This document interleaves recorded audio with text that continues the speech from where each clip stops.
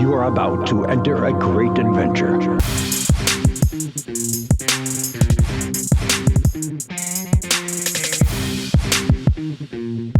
This is Starting from Gorilla.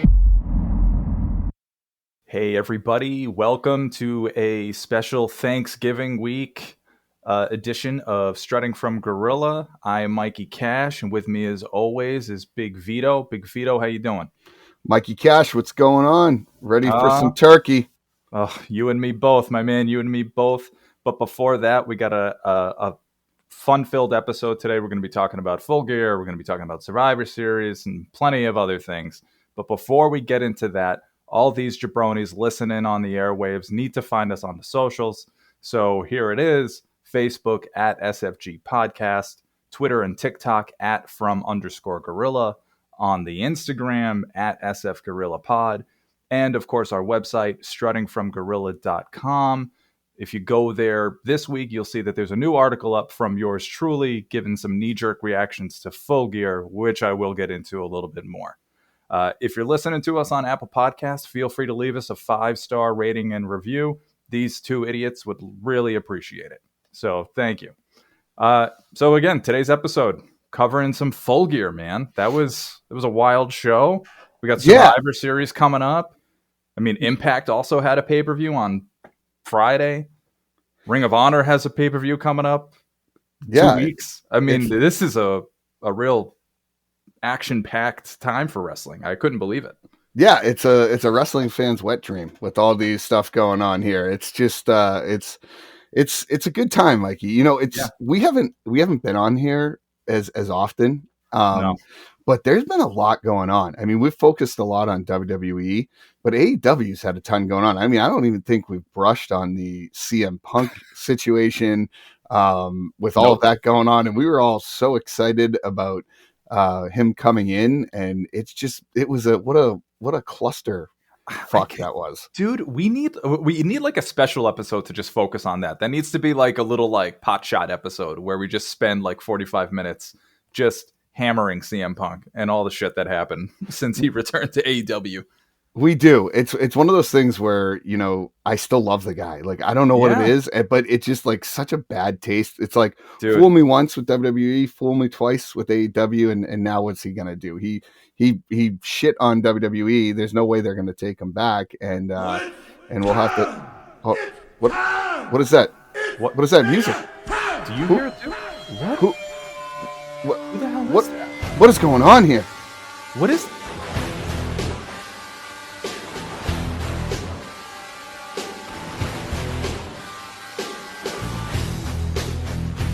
What? You motherfuckers. What's up, boys? Oh my god. The leader of men. Bobby. You're goddamn right. Welcome back to Bobby Stone. That's right, the leader of men. And I didn't even let you welcome me. I wanted to welcome myself back. Gentlemen, it's been a long, long time. And can I just say one thing? Because, you know, I'm here. Sure. Bravo, gentlemen. My strutting from Gorilla crew has turned from a very small little flower, and now it's grown into a field of weeds. That's exactly how we want to be described. Yeah, that's exactly what we want. No matter how much you don't want us, we just keep popping up. You're like mint. You're like mint. You put down one leaf of mint in your garden, and next thing you know, your whole garden is mint. Well, yeah, I consider us more of like a dandelion, where that podcast that won't go away, you know, that one weed that just is a pain in the ass, but it's sort of beautiful inside and it has great intention. Yeah, exactly. Well, yeah. You know, I needed to tell you a couple of things. One, you guys have been crushing the game. I have been watching from the sidelines. I've been on hiatus, doing big things, you know. That's a lie. I actually just went to Hawaii for a couple of weeks. Prior to that, I was working. It's been a boring life. But what hasn't been boring has been these shows that you guys have been putting out. The Kurt Angle episode that you guys just did was spot on. It was a great spotlight. You know, I was there on the forefront, watching us go through some of the struggles of strutting from Gorilla and seeing how things have developed. It sounds good, it looks good. You guys look great, sound great, and I need to tell you that I am pissed that I never bought the WWE stock like I said I would.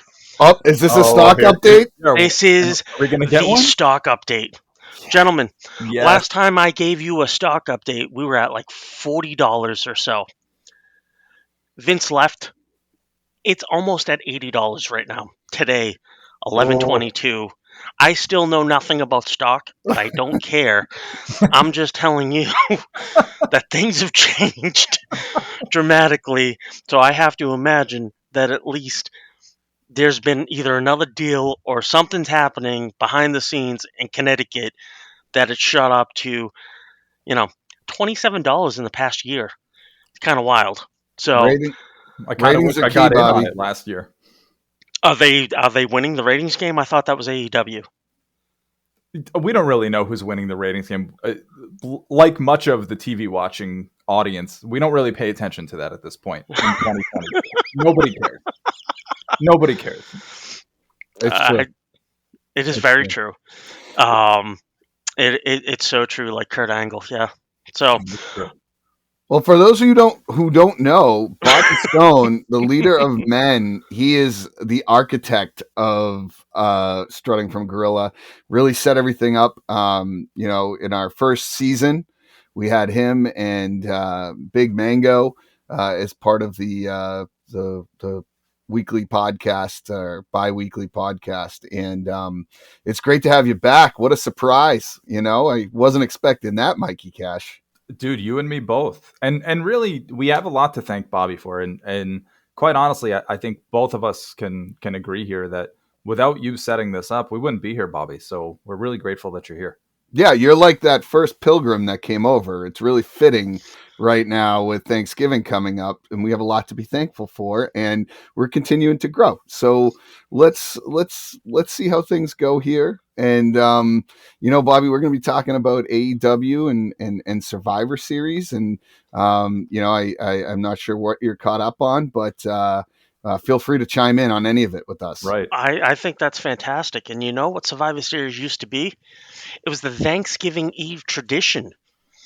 That's how far back we go with Survivor Series. Is the Thanksgiving Eve tradition. It was a part of the 4 major food groups that eat, slept, and lived WWF at the time, now WWE. Yeah. You had Royal Rumble, WrestleMania, SummerSlam, and then everybody was thankful on the Thanksgiving Eve tradition with Survivor Series. And it was in 1993 at Boston, Massachusetts, where I think it was Bret Hart and the Hart Foundation. Who did they fight there? Does anybody remember? In 93? Yeah. Oof. Yeah. Well, on the spot question. That's a great question. I don't know. I just remember the traditional Survivor Series, and it was they would always build it up, and all of a sudden you had these rivalries maybe on the same team, or you had some baby faces that never were working together, finally working together against some of the heels that were going on. The way they set it up in the past was great, and I think, I don't know, correct me if I'm wrong, Mike or Bobby, but I think it's changed, right? It's kind of gone down the wayside. Well, I will let me jump in real quick here, because I want to answer Bobby's question. You were asking who the Hart Foundation faced at Survivor Series 93. Well, it was not just the Hart Foundation. It was the Hart family. So it was Bret, Bruce, Keith, and Owen with Stu Hart at ringside. Yes. Facing Shawn Michaels and his knights. The Black Knight, the Blue Knight, the Red Knight, and Shawn Michaels. And if you can believe it, this match was a half hour long. But I really think that I would say the show stealer was the opening match, which was Billy Gunn versus the Brooklyn Brawler in a singles match that went all but 7 minutes and 46 seconds. But I think that was the beauty of Survivor Series. It was just a booking of these non-standard matches where it was, you 4-man elimination tag matches, and they were glorious to watch.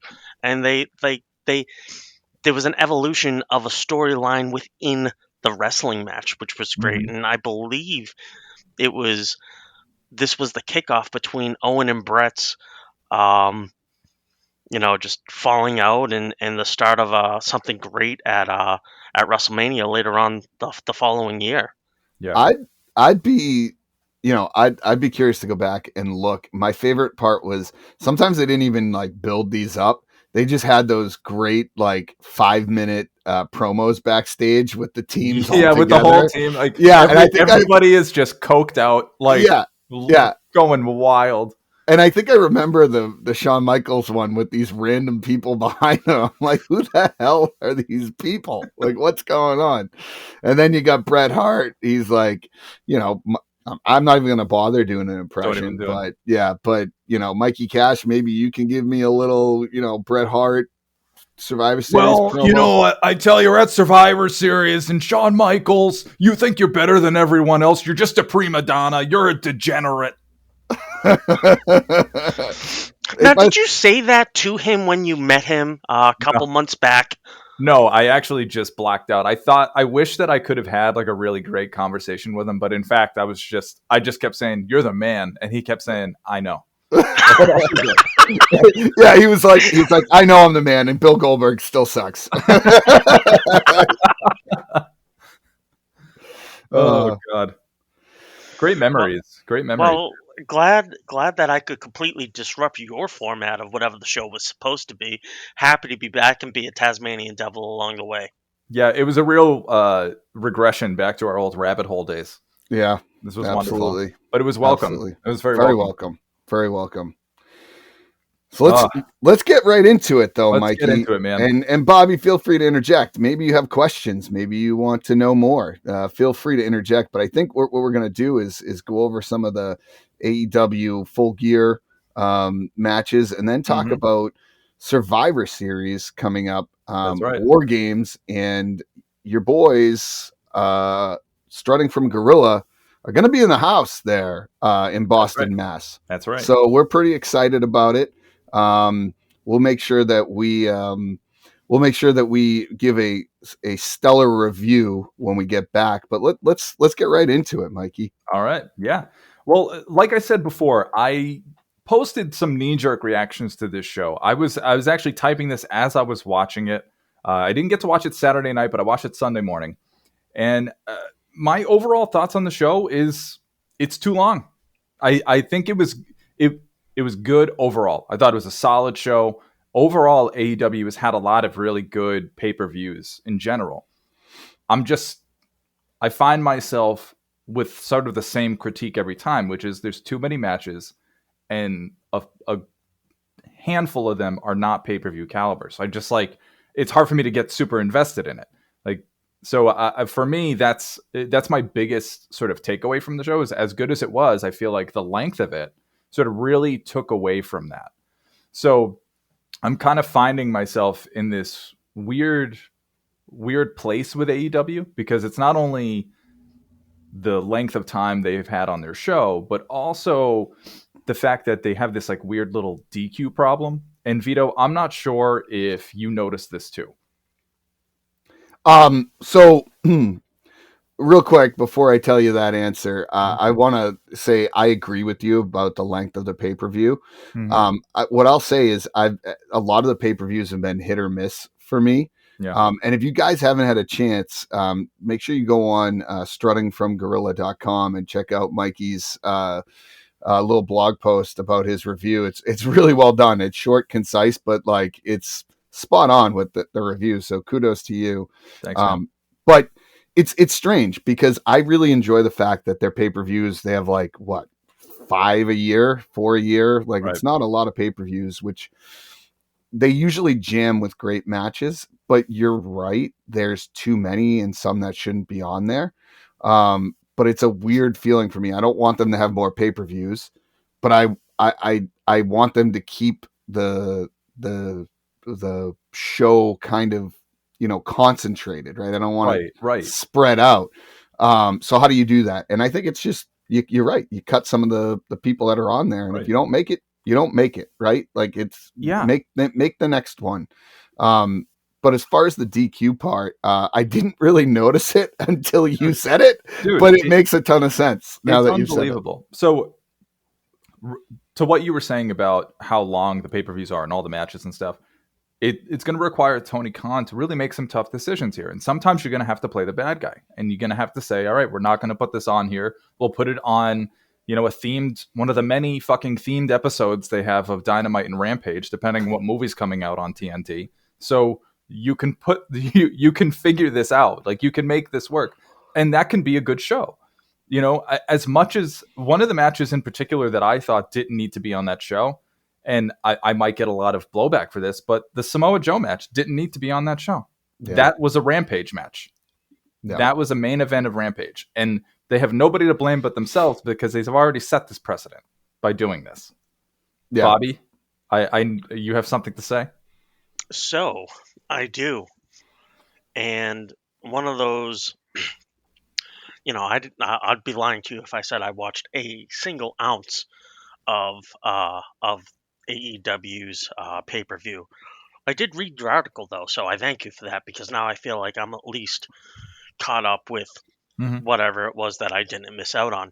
So when I was at AEW with you gentlemen, one thing I could say was it was too damn long. Like, I love the fact that... But you didn't fall asleep. That's the real... That is the real benchmark here. So that is true. And I mean, if there is that part of the rating system, did I fall asleep or did I not? And that still goes to Bill Goldberg on SmackDown, where I fell asleep upon his entrance. That is true. But AEW, just as a collective to me, just seems hodgepodged, and this is an outsider's view looking in.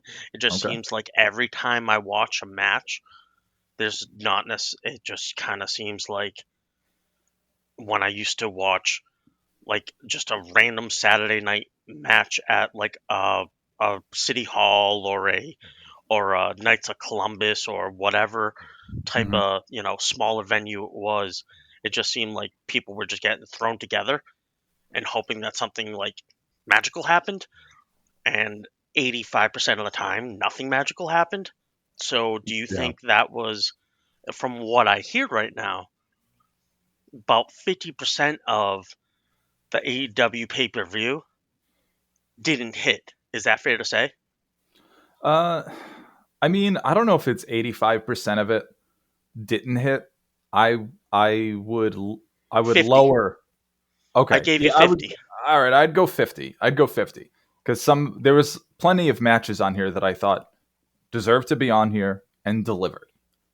I'll go through from the top to the bottom. I'm looking at my list.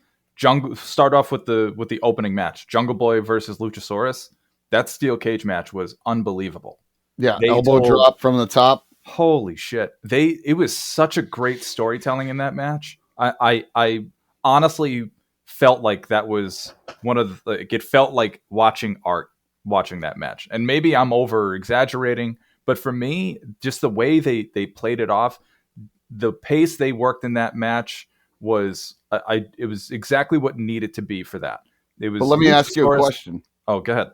Well, because I wanted to just say, do you think it made a difference because you were a little bit more emotionally involved in that storyline, right? Yeah. Like they built that up, whereas like the Samoa Joe one, it was just like three big guys that, only one of them can really wrestle, and that's Samoa Joe. And, it not that the other two are bad. It's just, I think that with this story, it was building up, and then there were some others that didn't have that story, and it's like, okay, well, where's the mix here, Tony Khan? And let me ask you this question, Mike, before you get into some of the others. Do you think, and we've talked about this before, that not having Cody Rhodes there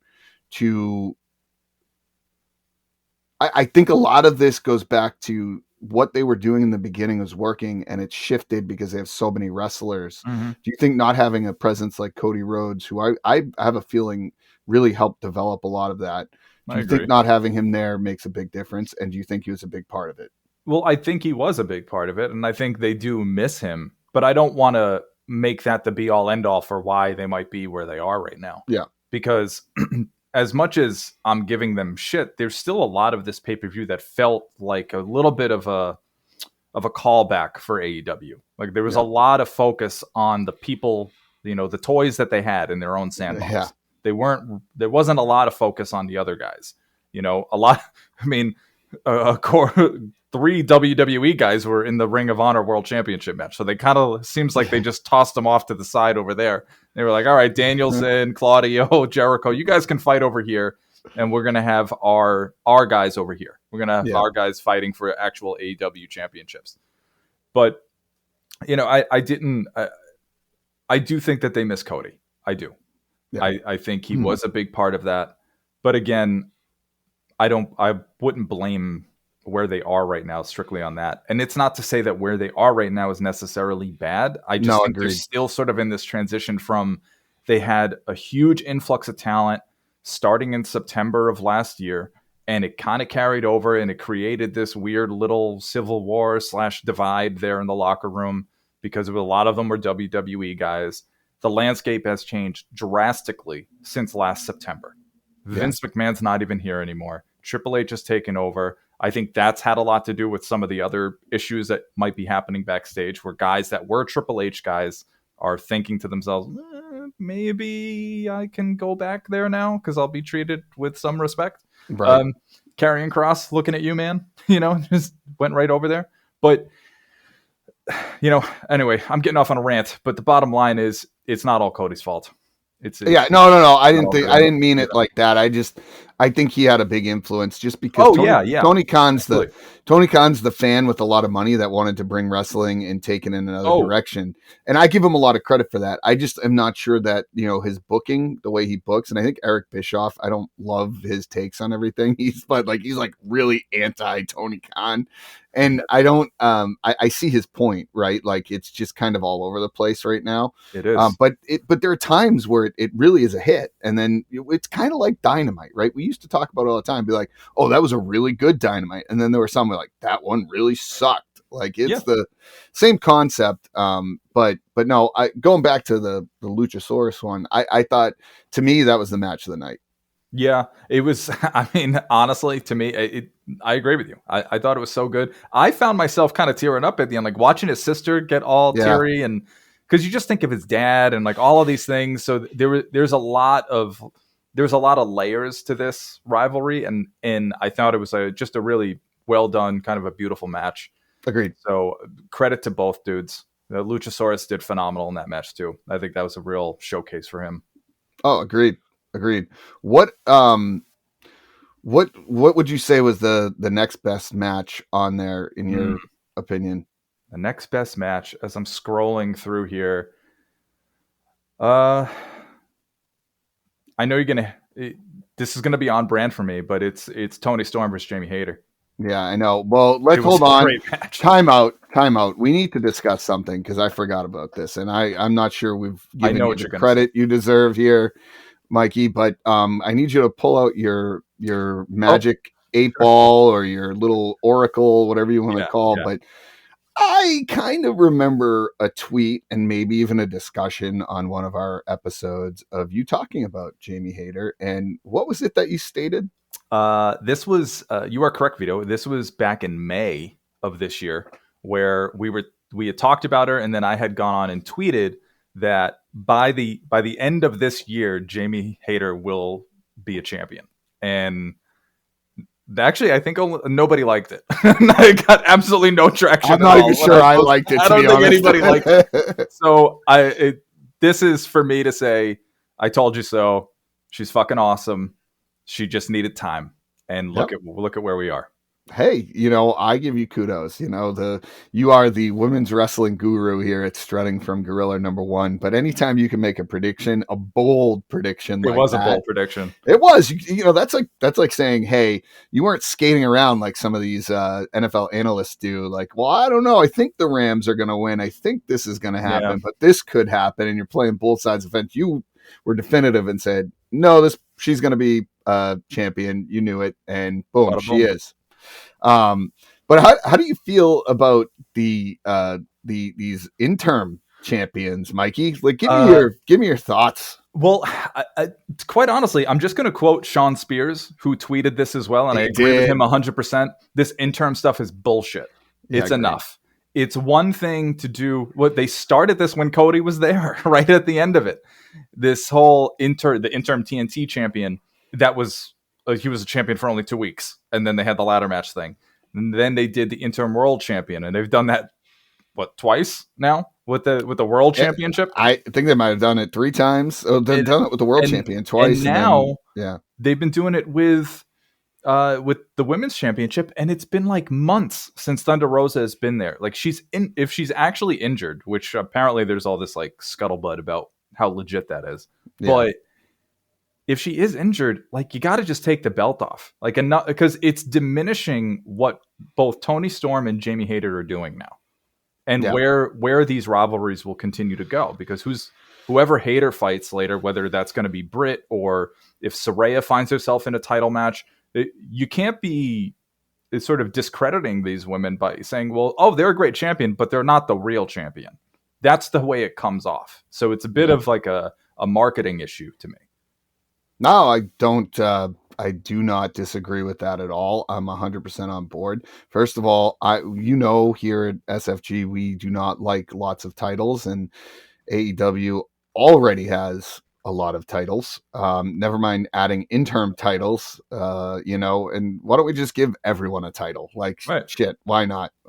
We have fake titles. We have the FTW title. We have we have titles coming in from other companies where they're not. We have two companies. We have another company within a company. It's like it's like Inception. We're just putting other things inside.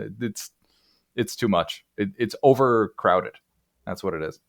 But Bob, I think we've been keeping Bobby at bay here. So Bobby, I'm paraphrasing for another SFG former castmate, but I believe it was Mango who said, "If you have many champions, you have no champions." The wise Mango. Yeah, we have the Oracle and then the Wise Man. The Wise Man. We're not talking about Paul Heyman. Yeah, no, we're not. We're talking about Matt Manganelli. But no, he's not wrong, and I think we all agree there. But no, I thought seeing her as champion is great. Jade Cargill, continues her dominance, and she's a beast. I wish she wrestled more. Like, she's got like the Brock Lesnar effect. She just doesn't have to wrestle, but it becomes overbearing when you are a champion that long and you're that good and you're just not showcased. Has she? Let me ask you this question. Excuse me. Has she faced Britt Baker? I don't think I've seen that. No, she hasn't faced her yet. I don't believe. I would like to see that match. I mean, I would too, but I think I want Jade to keep wrestling. I think she still needs more reps. Yeah. She still needs more reps. She needs to be in a legitimate rivalry here, because these are all little like pot shot flavor of the week kind of rivalries, which is fine, but I don't know. This streak that she has going on doesn't feel that important. Yeah. It's good. It's good. Don't get me wrong. I think there's a lot of talent there. She needs more reps. She needs to be wrestling on a consistent basis. She needs to be wrestling people better than her, because they give her a lot of squashes, and sure, that protects her to a certain degree.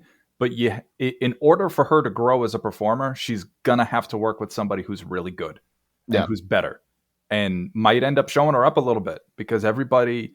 This kind of business thrives on competition, and the only way that happens is if you're working with somebody equal to or better than you. Yep. Iron sharpens iron, dude. You're 100% right. No, I agree there. Let's hit on a couple more and then get on to our preview, because we got a big Survivor Series coming up here. But I do want to touch on your thoughts on the trios match, right? Yeah. And the Elite coming back, and what did you think of that? I thought it was actually a nice little feel good moment. I didn't expect the Kansas music, but I thought it was a good choice. Kind of an appropriate theme what they had on the screen carrying on. I think in many ways that is what AEW is trying to do. And that's why I said before, I'm not trying to really shit on them too much. I get that this is a bit of a transition. They're trying to move on from all the locker room turmoil, the CM Punk presser, all of that shit that I think really put a bad taste in fans' mouths about them. So I think this is sort of their road to recovery in many ways. And really, the Elite, love them or hate them, are a foundation of this company. So I think it's good to have them back. The crowd was clearly invested in it. I thought the match was great. Kenny Omega looked awesome. He looked in much better shape than he did before when he came back a couple of months ago. So he's only had more time to heal up from his injuries. I'm a little surprised with the finish, though, with that hammer shot from Rey Fenix. I'm not entirely sure where the Death Triangle goes from here, because there's a bit of some moral ambiguity. But and then finding out that they're going to do a best of 7 series, that is a bold move. Well, I was just going to say, I was just going to say, I don't really understand it, right? Like, the trios belts to me are great, but like, why are the Elite in there? Kenny Omega is like one of the biggest stars you have. Why is he not doing World singles champion matches? Yeah, like, why is he not? Why are we doing trio matches with him? That makes no sense. They got to get back to building him as that star again. And the thing that you said in the blog that I was like, yeah, that's a really good point. How far the fans have come from one of the biggest comebacks of all time with CM Punk. You could arguably say the reaction he got the night he came back was one of the best reactions of a returning wrestler in the history of wrestling. And top 5. Then all of a sudden, a year later, the fans are chanting "fuck CM Punk." Right? That it's almost, I think I wrote it in there. It's poetic that they got to that point. When you look at over the course from 2014 to 2021, when he came back, those fans were rabid every time there was a little bit of a lull. They would be chanting CM Punk, CM Punk, CM Punk. They were frothing at the mouth for this guy to come back into wrestling. They got what they wanted, and it was glorious. And then to watch the deterioration of that over the course of a year is kind of like mind-boggling that it got to that point so quickly. Yeah, and it is. I have a lot more thoughts on it, but this isn't the podcast for that today. But it's kind of sad. It's heartbreaking. Yeah, but I think it's just. I think if you look at it too, it's kind of like the fans that like AEW are hardcore AEW, right? They appreciate the fact that this business came. They had something other than WWE to watch. And CM Punk for a while was, anti-WWE. And they're all like, yeah, let's go CM Punk. And then all of a sudden, he went after the guys that started the company. And it was one of those things where it's like, okay, now he's going after these guys and making them look stupid, and they had to choose a side, and they chose the side of AEW, right? Yeah. And I think that's the loyalty of the fans. It's just interesting that it happened, and I'll leave it at that. Well, all right. This is the last thing we'll say on it, and then we'll keep going because I want to talk about Soraya's return and the MJF. But it's funny that this AEW crowd seems to have learned from the WWE crowd, because those same people chose Punk last time.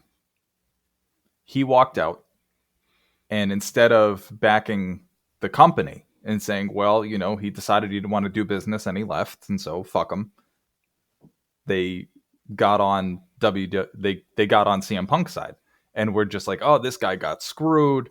He needs his return. He needs his title match. He needs his WrestleMania main event. There was all of this empathy for him. And he lost all of that. All of that goodwill was undone in a matter of 20 minutes in that presser.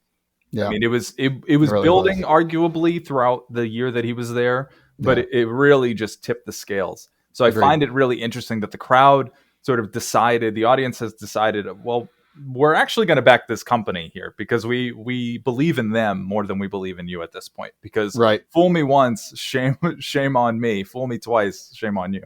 You know, agreed. No, I agree. Oh, I didn't get that right. I just said it wrong. I'm a regular George Bush. Oh no, that's a Vitoism. That's a Vitoism when I mix things up completely. All right, well, we can revisit this on another podcast, but I do want to touch on one more thing before we move on to Survivor Series. And I believe Bobby Stone is signing off. So we want to thank the Leader of Men for making it back on the podcast. Thank you, and Bobby. Hopefully we'll see you soon. And it was a pleasure having you. Gentlemen, thank you for having me. Can't wait to be back again. Keep it going. All right. Thanks, Bobby. Love you. So the last thing I want to touch on is MJF, right? My man, my boy, the man, right? He's better than you, and you know it, becoming AEW champion. It was, for me, I think we all saw it coming, right? We knew what was going to happen. But I also look at it like, hey, Jon Moxley took the reins. It was the transition in what was going on with CM Punk, and someone had to kind of take the reins at that moment. And I think Moxley did a great job, right? And now I really hope that MJF really takes the cake here and takes the ball and runs with it. I mean, this is his chance, right? Like, he's great on the mic. Everyone seems to love him. He's AEW's prize. Let's see what he does with it. Yeah. I'm happy for the guy. This is his win, to me, feels anticlimactic in many ways. And maybe I'm alone in this, but to me, it comes back to the CM Punk thing. It's sort of a ripple effect of that, because the end of that All Out pay-per-view, CM Punk wins, MJF comes out and has he won the ladder match, right? So he was able to cash in and get a title shot. Yeah. And I think, given the history of the rivalry they had, and it was arguably Punk's best rivalry while he was there during that run, was against MJF. And MJF brought out a lot in him. But I feel like it was building for that to be the case. It was building for MJF to dethrone Punk. Yeah, I know. And I feel like that would have been much sweeter. Yeah. And unfortunately, they never got to that. So I feel as though, once again, Moxley's put in a kind of a really tough position. Of course he is. And so I don't blame him. It was the position that they were in. And, I just found myself wondering, how much sweeter could this have been if it was MJF pinning CM Punk at the end of that match? So I thought it was good. I'm happy for him. The crowd was clearly there. A lot of Long Islanders took the trek to New Jersey for this show, and that's encouraging to see. But we'll see what happens going forward. I think now they got this out of the way. Like, I honestly think that they just plugged in Moxley for Punk. They did. They can continue this story with MJF. And now that MJF is there, he took over. Regal turned, which we kind of, who didn't see that coming, right? It was very, very on the nose there. They put it all out. But I think it's good. I'm looking forward to see now what they do, because that's sort of the last remnants of the Punk thing. Is just now you finish that storyline. He's the champion. Let's see what we do. Let's see what he does. He was already. Did you see his presser? Sure did. Wild. Sure did. Guy is he's something else. He's special. He's definitely special. Oh, what did you think about it? You know me. I'm an MJF mark. I know. So how much you love him. I just, to me, he's compelling TV. It's enjoying to watch. You want to hate the guy, but I laugh and love him. Like, it's just that's how I've always been with some heels, and he does a great job. I'm excited to see how it goes, and it just seems like, every rivalry he's been in has been, the TV that I feel most compelled to watch. So that's what I do. And we'll have to see how he can mix it up now that he's champion. Yeah, it'll be interesting to see. But well, if you don't mind, before we get to Survivor Series, I feel like we owe it to Paige / Saraya to just give some props for her being back after 5 years with a neck injury. I think a lot of people on Twitter were not as forgiving of the fact that she has not been able to be in a ring in 5 years. Right. And I think she had noticeable ring rust, but I think she needed to do this to sort of get her legs back under her, to be in a real match environment again. I thought Britt Baker was a good wrestler to do that with. You can tell that she took care of Saraya throughout that match. It was a slow match. It was deliberate. I think that's what was needed from Saraya to start feeling comfortable again. And now it's sort of like, I got it out of the way. I got over the hump. I did the first match, and now it's all uphill from here. That's the way I take it. And it's going to be important for Saraya in terms of the choice of opponents going forward. Agreed. People that again, it's almost like Jade. She's going to need to be in there with people who are good, who are technically sound, who can take care of her in that match, because she's going to have to keep growing in her comfort. And then you'll see it in the quality of the matches. You'll be able to tell when she's fully comfortable again. Yeah, no, I agree with you. I thought it was a great moment, and glad to see her back in the ring. But if we were summing it up here, what would you give the grade for Full Gear? B-. Yeah, I'd probably give it that too. Wasn't their best, wasn't their worst, but it was pretty good. Right. Too long, cut a few matches, and you'll be fine. Agreed. All right, let's switch gears here. From Full Gear to switching gears. Nice. Yeah. On the nose, Vito. On the nose. Survivor Series. The Starting from Gorilla Crew's going. We're going to be special guests up in a luxury suite box, and super excited. Our presence will be felt there, and we're excited to go, and love the fact that it's going to be a war game style. I'm not as super familiar with war games as most people are, so I'm excited to see it. The match card doesn't look like it's too crazy. Mm-hmm. It's not like a million matches on the card here, but they've set up a few cool things that I'm excited about. So let's get right into it, Mikey. What are you looking forward to most? Well, before I get into that, let me give you a quick rundown of the card. So I put it on our little doc here. Yeah, let's do it. So in stark contrast, really, to Full Gear, this has 1, 2, 4 matches. Right now, I guarantee it. Well, there's one. I don't know. It's the week of. So there's one you're missing on here. That's a triple threat for the United States Championship between Seth Rollins, Bobby Lashley, and the man they call Theory, Angry Theory. Oh, okay, all right. I'm updating it now. Yep. All right. So my mistake. 5 matches. So, and I think there's going to be a couple more. One that I'm going to talk about. But go ahead. Let's give you the rundown. I think what I'm really looking forward to is seeing how Wargames translates to the main roster. And this feels like a big gamble by Triple H, who got Wargames pretty well established down in NXT. And there's a few people who have been in some Wargames matches down there that are currently going to be in this one. So I think that'll be helpful for some of the men and women who aren't familiar with sort of the match layout and helping them get acclimated to it. But I like it. So Vito, have you ever watched a Wargames match? It's been a while. Okay. The general premise of it, right? It's 2 rings, 1 cage. Yeah, but it's kind of like a mix of that and then like Elimination Chamber where certain people come in at certain times, right? Yeah, it's actually kind of a variation of a Survivor Series elimination. That's kind of the way I look at it. Okay. So it starts out with 2 people, and then after whatever amount of time, another person gets released in, and nobody is able to officially win the match, no team, until all members are in from both teams. Gotcha.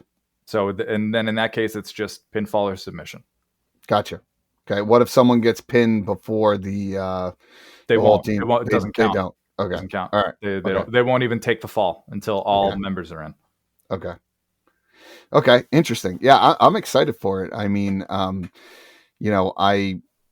I think it'll be I love gimmick matches like that, especially ones that are set up well. And it's fine as long as it's not the whole pay-per-view based around it. I'm fine with that, but I think that they've done a great job of setting up. It's great to see the Brawling Brutes getting in there and I know the main event there, and we're going to get a little KO and I'm excited. Bloodline, excited about that. I think the other match that's on there too, outside of the War Games, you have the women's War Games, which will be really good too. Dude. And there's a mystery opponent, which we'll talk about later. Mm-hmm. I think we have a listener question kind of related to around that, so I'll hold off. But you got Finn Balor versus AJ Styles, which I think Finn is really gaining steam here, dude. And he feels like he's back to a little bit of his old self, which I like. So we'll see what happens there. And then you have Shotzi versus Ronda Rousey, which will be a pretty good match. But the one thing I think that's missing on there, I don't know if you've watched SmackDown over the last few weeks, but LA Knight has started to get involved with Bray Wyatt. And I think there's going to be a match. I think it go a couple ways, right? Mm-hmm. I don't know if there's going to be Bray all of a sudden getting the Fiend back and he shows up as the Fiend on at the pay-per-view in a match against LA Knight, or I don't know if they do a segment in there where Uncle Howdy comes back and it's Bray's brother. Like, this could go a bunch of different ways. To me, it feels like there's going to be a match because there's just not a lot on the card. But that might be purposeful because those War Games matches are probably going to be long. Yeah, I think I would say that it's in my view, I think it's more likely that Knight and Bray will have some sort of segment thing. Because did you watch SmackDown last week? I did. So if he already took him out, dumped a bunch of shit on LA Knight. So I don't know if LA Knight's not going to make it, and then this kind of carries over to a special edition of SmackDown where Bray Wyatt will be on there. But it also that feels like it diminishes Bray as an attraction. So I don't know. And I don't know where they would go. Let's be realistic here. I love Bray Wyatt and I loved everything they did about bringing him back. But for God's sakes, it's been enough with him and his segments about everything. It's time for him let's get to some end result here of what's going on. I'm fine with everything, but it's every week it's just him talking about, I have this rage built up inside of me and whatnot. And it's I can only do so much. You're going to build me up. You got to give me a payoff here. And if they don't do it at a pay-per-view, I'd be shocked. But something's going to happen. What is the deal with Wyatt 6? Do they even know where they're going with this whole thing? Well, here's the thing. Who said that it's the Wyatt 6? Somebody is making this up. This is not even announced on TV. You realize that was all something that somebody on Twitter posted and everyone just decided that it was a thing. Then what the hell was the segment when he came back at Extreme Rules? I think it was more artistic than anything. I think people read too much into it. It was going to be this huge stable. I think it was more these were the physical embodiments of the different aspects of his personality. So I don't think I think people kind of read too much into it and thought there was going to be some crazy thing. Relax. Sometimes a cigar is just a cigar. Chill out.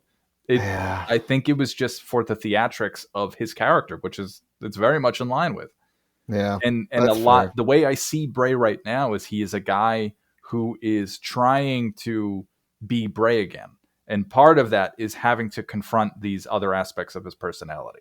So I think these things will continue to pop up occasionally. And this Uncle Howdy thing is sort of the newest one to come from that. Huh. That's my take on it. It's very artistic. That's the character. The inner Vito inside of me says he wants a payoff, and that's what I want. Well, I do too. I agree with you. He's on the one thing I will say is he's on that Veer Mahan train. Remember all the for months on Raw, and they were Veer Mahan is coming, and it was 6 months before this guy ever showed up. So I think if he goes 6 months without a match, then then I think there's real problems. But I don't think that's going to be the case. They will have him do something. I mean, let's be realistic. It's not like he's the best in-ring wrestler of all time. So quite honestly, dude, we don't know if this LA Knight thing is kind of a ruse and it's really just kind of there's going to be something with Bray in the main event. I mean, you don't know. What would you do?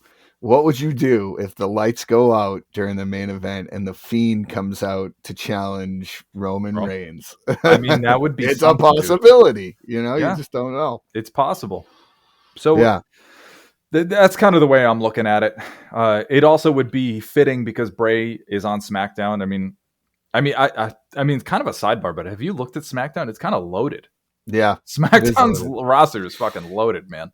But again, we go back to this. Is it SmackDown? Are they on Raw? Does it really matter? Like, it always, who gives a shit about these brands, right? Like, at this point, I just want to see the best TV each night I watch TV. Yeah. Like, that's what I want to see. No, quality TV. I agree with you, but I'm just saying, I agree. I think that it's been pretty good. SmackDown is clearly the A show to me right now.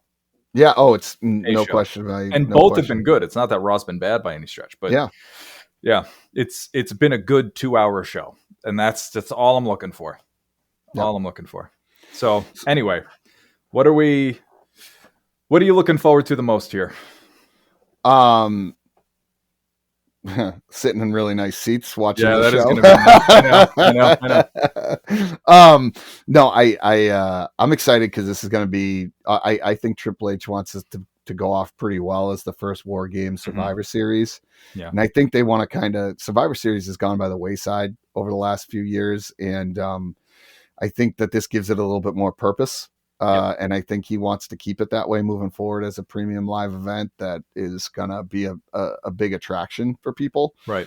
Maybe not on the SummerSlam or, Royal Rumble or WrestleMania front, but, to that level to some degree. And so I think that it's going to end up being a really good show regardless of, me too. of everything going on. So we'll have to see. I do find it interesting that they announced they're doing a press conference after the show. Oh, like they came up with this idea, like it was this big grand thing. Like New Japan's been doing it forever. AEW's been doing it. And I do like it. Like you get some great things from it. So right. And if you do it right, it can just drive stories. Like that's really what it is. And New Japan is really the masterclass in doing that. AEW, as we've seen, is hit or miss with their press conferences. But who cares? It's some people are going to complain. Oh, they're copying them. Like they all copy each other. They do. Let's face it. That's what all of this is. It's pro wrestling. They do. Yeah. And what else I'm excited about is I don't have to watch the stupid commentary at the beginning of the pay-per-views, which I can't stand. The pre-shows with like Jerry the King Lawler and all of them. I can't stand that. It drives me crazy. It's like you have an hour of that and it's like them just talking about let's be realistic. You don't want the shucky ducky quack quack moment of the night. We all know it's fake. Like we don't need to act like we're going into the NFL game here, and you have to break down what people are doing. Like I just hate that. It drives me crazy. Just let's just go. If you want to recap the stories, fine. Mm-hmm. But like I just don't like that whole pre-show. Kayfabe, brother. Kayfabe. Yeah, just don't love it. Don't love it. What about yourself, Mikey? Honestly, I'm really looking forward to Balor and AJ. It's only happened once before, and it had no story to it because I don't know if you remember, but Balor was supposed to fight Bray Wyatt at I forget the name of the pay-per-view, but basically Bray and a few other people had gotten like nasty like staph infections and stuff, so like they couldn't travel, and AJ Styles traveled like 18 hours to like get to the show, and it was him and Balor put on a clinic. So I can only imagine now that we actually have some storyline build up to this, as well as like the clear past that WWE is actually referencing, which is another sign of some progress within them. Mentioning both of them as leaders of the Bullet Club, that's unbelievable. Like I never thought that they would ever say those words on WWE TV. So I think it's just showing it's baby steps. I'm shocked. We'll take it And I think it adds to the story that they're not afraid to just mention it. They didn't lose anything. If nothing else, it got people interested maybe in looking up some New Japan stuff, looking some clips up on YouTube of when Balor was the head of it. That's good. I'm shocked they actually are calling it Wargames. They have the word war in the title. Like, it's like that to me is a step in the right direction. Yeah. I wish they would, I hope they do some like,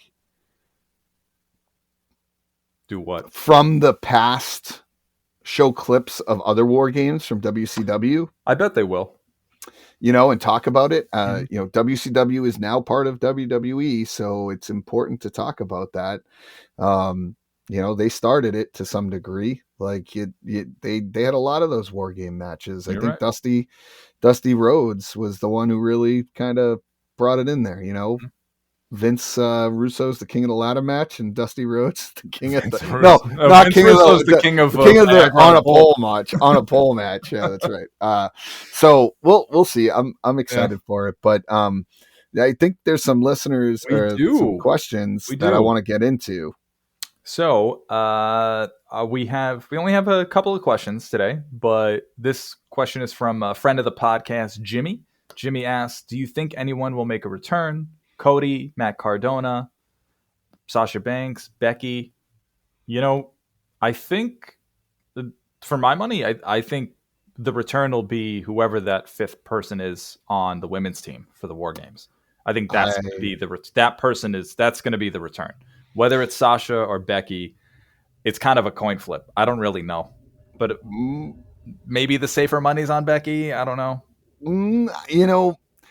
What intrigues me about what's been going on with some of these returns is that I feel like Triple H leaks a few things to kind of say who it's gonna be, and then swerves you by telling you other people. Right? Mm-hmm. I think my money's on Sasha Banks. You're in her hometown. Good work. But there's a dark horse we didn't mention here that I don't see it happening, but I guess you never know because it's on the babyface side, right? That they need a partner, or is on the heel side? I can't remember. It's on the babyface side.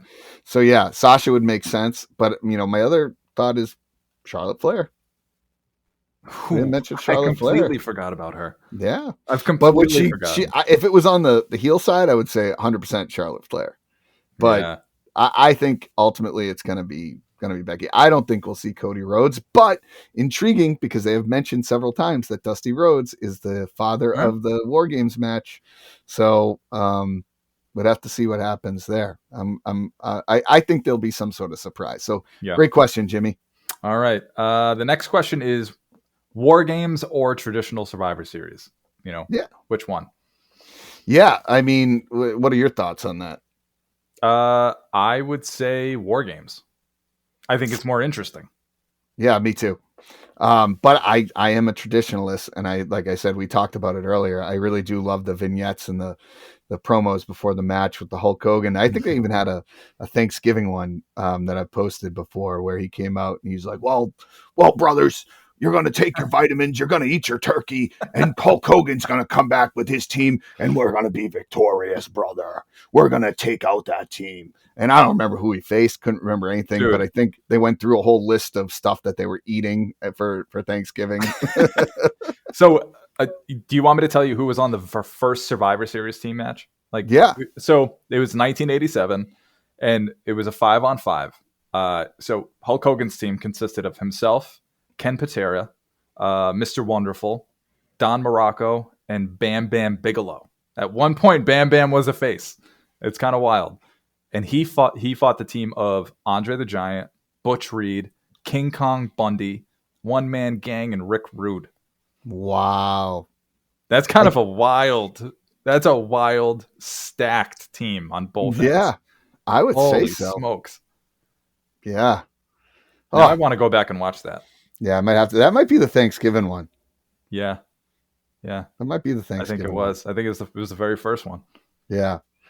Well, Mikey, I'm excited. We'll have to see what happens here. We'll give a great recap, after we're back and we have our our nice view from the luxury boxes. Mm-hmm.